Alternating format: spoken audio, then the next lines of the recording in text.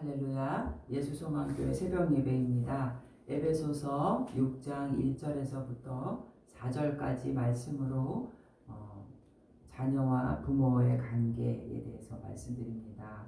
에베소서 6장 1절부터 4절 우리 한 목소리로 같이 읽겠습니다. 시작. 자녀들아, 주 안에서 너희 부모에게 순종하라. 이것이 옳으니라. 내 아버지와 어머니를 공경하라. 이것은 약속이 있는 첫 계명이니 이로써 내가 잘되고 땅에서 장수하리라. 또 아비들아, 너희 자녀를 노엽게 하지 말고 오직 주의 교훈과 훈계로 양육하라. 아멘. 1절에서부터 3절까지는 자녀들이 부모를 순종할 것을 말하고 있고요. 그리고 이제 4절은 아비들아, 너희 자녀를 노엽게 하지 말라. 부모가 자녀를 노엽게 하지 말 것에 대한 얘기입니다. 그래서 오늘은 자녀와 부모와의 관계, 그리스도인의 가정에서 어떻게 해야 되는지 설명을 하고 있는데요. 우선 가정이 하나가 되기 위해서는 물론 부부가 한 마음, 일심동체, 한 마음으로 되는 것도 중요한 것처럼 부모와 자식 간의 관계도 어떤 화합이 필요한 거죠. 하나가 되는 것. 요새 많은 사회에서 일어나는 청소년 문제라든지 이런 문제들은 사실 어디에서부터 발생하는 거냐면 가정의 문제예요. 가정에서 문제가 있고 부모와 자녀와의 관계가 원만하지 않을 때 자녀들이 밖에 나와서 사회에서 문제를 일으키는 거거든요. 그래서 가장 중요한 것은 이 자녀와 부모와의 관계, 이 가정에서의 부모와 자녀의 관계가 잘 된 아이들은 사회에 나가서도 잘 적응하고 갈등을 일으키지 않는 거죠. 그래서 오늘 하나님 말씀 가운데 자녀와 부모의 관계에 대해서 이제 바울이 얘기를 해주고 있는데요. 우선 우리가 부모를 공경하라라는 말은 10계명에서 5번째 계명이에요. 하나님이 주신 거죠. 내 부모를 공경하라. 그리하면 내 하나님 여호와가 내게 준 땅에서 내 생명이 길리라. 그죠? 자녀가 부모를 잘 공경할 때 오는 축복이 뭐냐면은 장수의 축복을 주신다고 하나님 말씀하셨어요. 그래서 신명기 5장 16절에 우리가 구체적으로 읽어보면 너는 내 하나님 여호와께서 명령한 대로 내 부모를 공경하라. 그리하면 내 하나님 여호와가 내게 준 땅에서 내 생명이 길고 복을 누리리라. 그러나 부모를 이렇게 나오죠. 그러나 이제 여기서 또 부모를 조롱하지 않는, 그러니까 부모를 존경하지 않고 공경하지 않는 자에 대해서도 저주가 나와요. 잠언서 30장 17절에도 아비를 조롱하며 어미 순종하기를 싫어하는 자의 눈은 골짜기에 까마귀에게 쪼이고 독수리 새끼에게 먹히리라. 되게 무서운 말이죠. 부모를 욕하고 부모에게 함부로 하고 부모를 이렇게 어떤 조롱하거나 막 이랬을 때는 구약에서는 돌로다가 그 사람을 죽여도 된다 해서 돌로다 죽이라고. 그러니까 자기 부모를 공경하는 것이 얼마나 큰 계명이고 또 하나님께서 엄격하게 이거를 율법으로 우리에게 주고 있는 거죠. 우리가 출애굽기 21장 15절에도 또 부모를 치거나 저주하는 자를 돌로 쳐 죽이라. 이렇게 나왔어요. 그러니까 우리가 부모를 사랑한다는 것은 하나님께서 그러니까 이 부모가 상징적인 의미예요. 그러니까 부모에게 존경하고 공경한다는 것은 결국 하나님이 우리에게 하나님 아버지 그러잖아요. 하나님은 우리 부모처럼 생각하는 거기 때문에 하나님은 부모를 공경하는 모습을 보고 이 사람이 하나님을 공경하는 그런 모습을 보고 싶은 거죠. 그래서 하나님은 이게 계명에서도 주고 있고 이게 말씀으로도 결국 부모 공경이 하나님을 공경하는 거에 첫 걸음, 어떤 시작점, 이 상징적인 의미로 성도들한테도 이걸 굉장히 중요한 의미로 주고 있는 거죠. 부모를 공경하라. 그래서 우리가 10계명에서 보면은 1에서 4계명까지는 하나님과의 관계예요. 우리가 하나님을 나 외에 다른 신을 두지 말고 우상을 만들지 말고 여호와의 이름을 망령되게 부르지 말고 안식일을 거룩히 지켜라. 이 4계명. 그리고 5계명서부터는 이제 사람과의 관계. 그래서 부모를 공경하라 5계명, 살인하지 말라, 간음하지 말라, 도둑질하지 말라, 거짓 증거하지 말라, 이웃의 집을 탐내지 말라. 이게 인간과의 관계잖아요. 서로가 존중하고 배려하는 거. 근데 이 유대인들은 지금 우리가 5계명을 하나님에 관한 계명으로 생각을 해요. 왜냐하면 10계명 돌판에서 돌판 2개를 모세가 썼거든요. 1에서부터 5계명, 1에서부터 4계명, 5에서부터 10계명, 이 두 돌판. 아니지, 1에서 5, 6, 7, 8, 9, 10, 6에서 10 이렇게 두 돌판에 써 있는데 유대인의 생각은 이 5계명이 하나님 앞에 하나님의 그 관계라고 생각을 하기 때문에 이게 부모에 관한데 부모를 존경하는 것이 결국 하나님을 공경하는 거기 때문에 이 전작 이거를 하나님에 관한 계명으로 생각을 해요. 1에서 5계명씩 기록이 되어 있거든요. 1에서 5, 그다음에 6에서 7, 6에서 10 두 돌판을 갖고 있는데 여기서 이 5계명이 첫 번째 돌판에 있잖아요. 1, 2, 3, 4, 5. 그래서 요거를 물론 하나님과의 관계가 1에서 4고 5에서부터 10까지가 인간과의 관계지만 두 돌판을 이렇게 나눈 것은 이 첫 번째 1에서 5의 계명이 결국은 하나님에 대한 부모 사랑이 하나님에 대한 공경이에요. 그래서 유대인의 입장에서는 이것이고 부모를 공경하는 것이 하나님을 섬기는 거다. 그래서 이거를 하나님을 공경하는 계명으로 이 사람들 생각을 하고 있거든요. 약속이 있는 첫 계명이다. 첫 계명은 가장 으뜸되는 계명이라는 거예요. 이로써 내가 잘되고 땅에서 장수하리라. 결국은 부모를 공경한다는 것이 축복을 주고 있다는 거죠. 땅이라는 말이 여기서 나와요. 자녀들아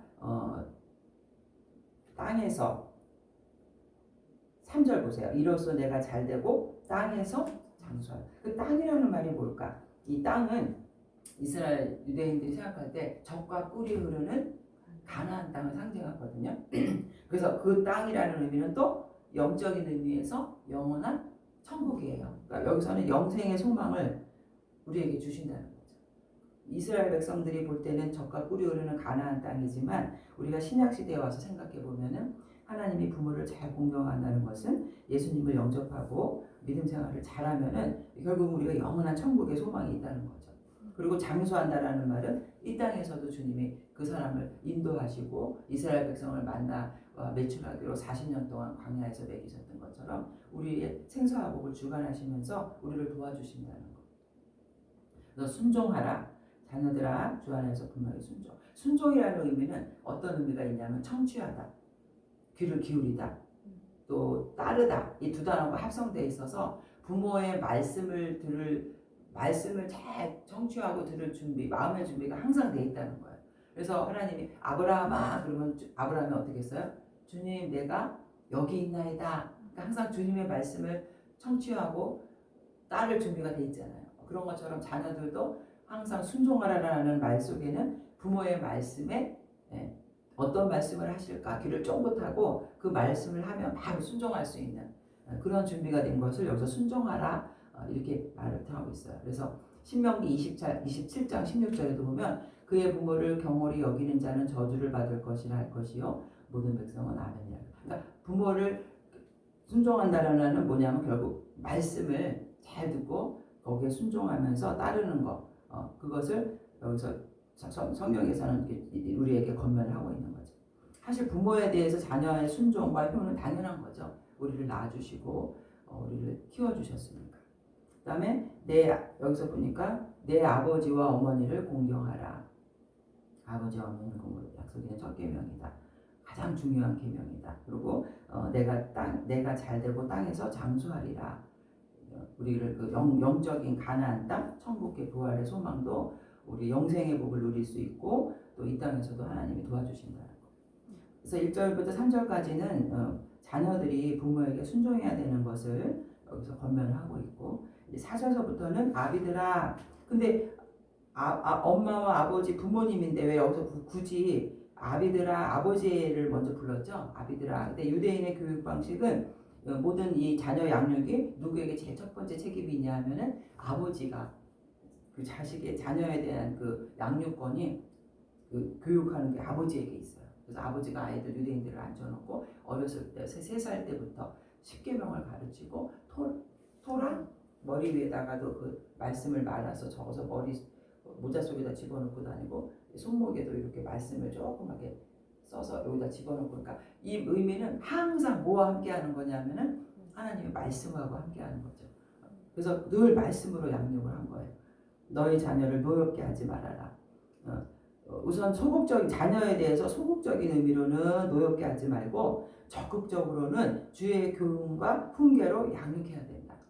그래서 노엽게 하지 말라라는 말 속에는 지나치게 엄격하거나 막 가혹하게 애를 막 스파르타식으로 막 때려가면서 막 그렇게 막 그게 사랑의 매가 아니라 어떤 때는 왜 자기 성질에 못 이겨서 아이를 오늘날 막 학대하는 거 있잖아요. 막 걔가 싫고 말을 안 들으니까 막 자기 인간적인 욕심으로 걔를 때리거나 학대하는 거를 우리가 여기서 노엽게 한다는 말 속에 들어있거든요. 그리고 지나치게 얘는 이뻐하는데 첫째는 너무 예쁜데 둘째는 또 관심이 없어. 기대에 어긋난다는 뭐 이런 이유로 첫째는 공부도 잘하고 뭐 부모의 말을 잘 들어. 이런 편애. 이것도 다 여기서 뭐에 속하냐면 자녀를 힘들게 하는 거예요. 노엽게 하는 거고 아이의 마음에 상처를 주는 거예요. 그러니까 이런 문제들이 지금 사회적으로 문제가 되잖아요. 집에서 인정받지 못하고 편애를 받거나 지나치게 아버지가 자기를 학대하거나 자기 기대에 못 미친다 해서 막 엄격하게 얘를 막 스파타식으로 그렇게 하거나 그럼 애가 어떻게 돼요? 못 견디는 거죠. 그러면 가출하는 거예요. 가출하면 얘를 누가 돌봐주겠어요?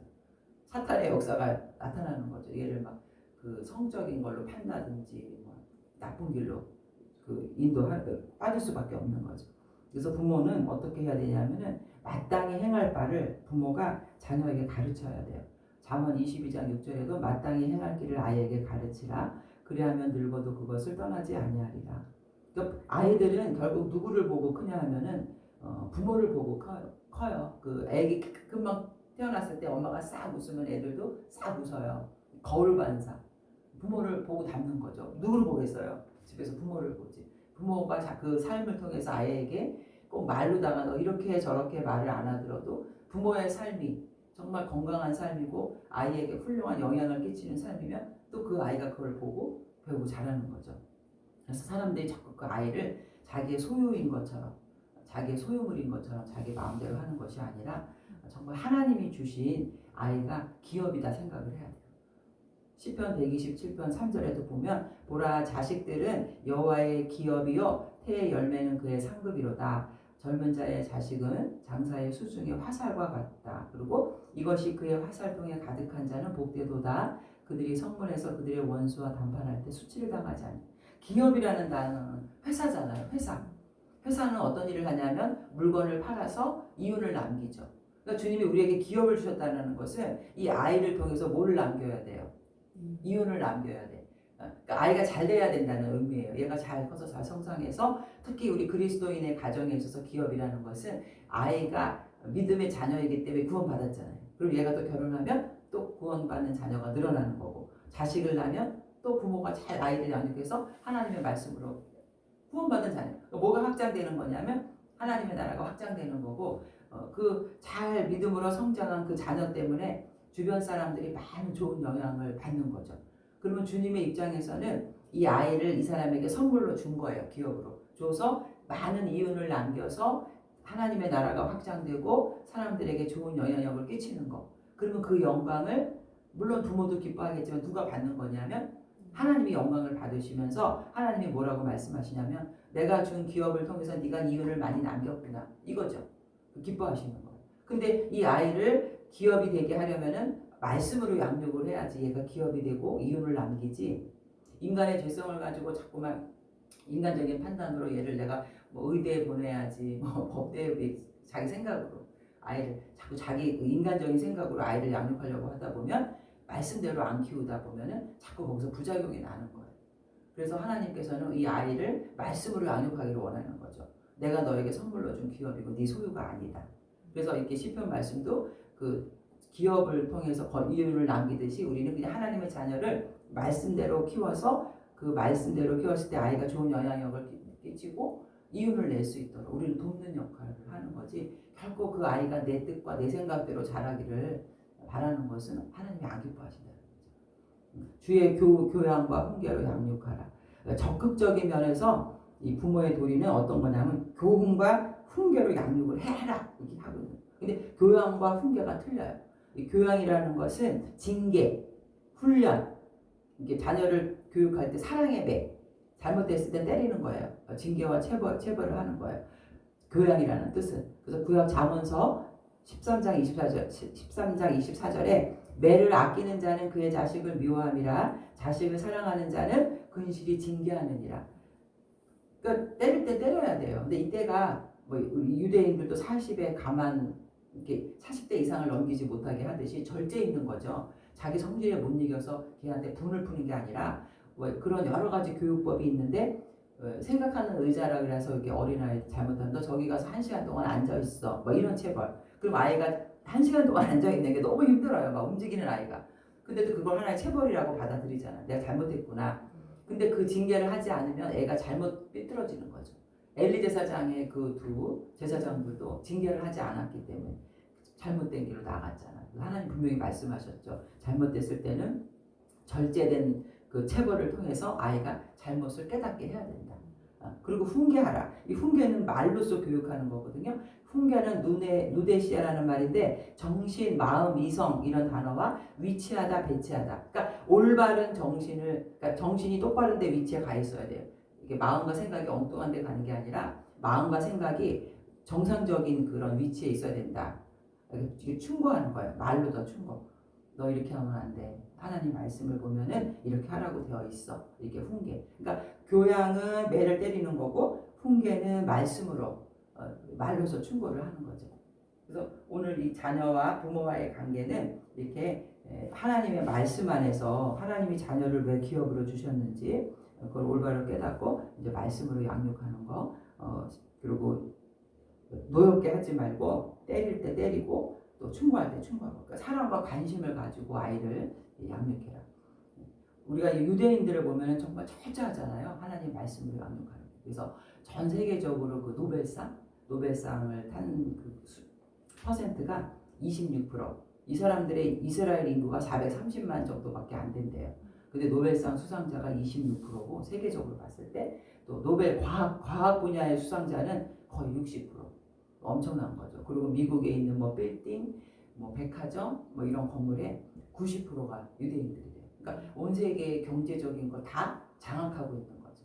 뭐 영화, 할리우드에도 다 유대인들이 굉장히 많고 이런 것들은 다 뭐냐면은 물론 이들이 아직까지 완전히 주님이 돌아오진 않았지만은 말씀을 가지고 그 양육받은 사람들은 세상 사람들의 지혜를 넘어서는 뛰어난 지혜가 있다라는 거죠. 시편 91편 14절에도 보면은 하나님이 이르시되 그가 나를 사랑한즉 내가 그를 건지리라 그가 내 이름을 안즉 내가 그를 높이리라. 하나님을 사랑하는 자를 누가 사랑해 주시냐면 하나님이 사랑해 주시는 거죠. 그가 내게 간구하리니 내가 그에게 응답하리라. 그들이 환난 당할 때에 내가 그와 함께하여 그를 건지고 영화롭게 하리라. 내가 그를 장수하게 함으로 그를 만족하게 하며 나의 구원을 그에게 부리라. 하나님을 사랑하는 자는 하나님이 지켜주시는 거.